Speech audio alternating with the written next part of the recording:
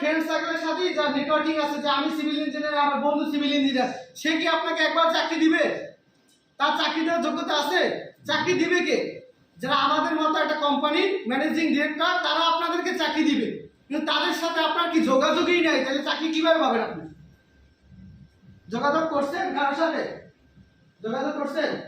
সারাদিন তো ফেসবুকে থাকি, কিন্তু ফেসবুকটাকে আমরা যদি কাজে লাগাই তাহলে কিন্তু ভালো একটা জায়গায় যাওয়া কিন্তু সম্ভব।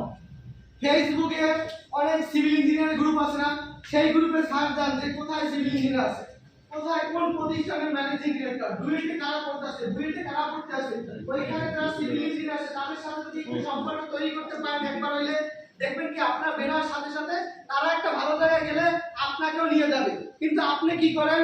আপনি যে কাজটা পারেন এটা ফেসবুকেও ছাড়েন না, বা আপনার পাশে আশেপাশের মানুষও কেউ জানে না।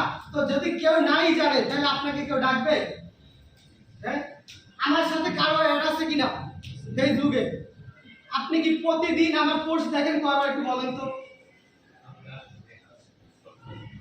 ফেসবুকে ঢুকলেই দেখবেন কি আমার পোস্ট। কিসের পোস্ট? সিভিল ইঞ্জিনিয়ারের পোস্ট। তো আমি কেন দিতেছি? আপনাদেরকে দেখাইতেছি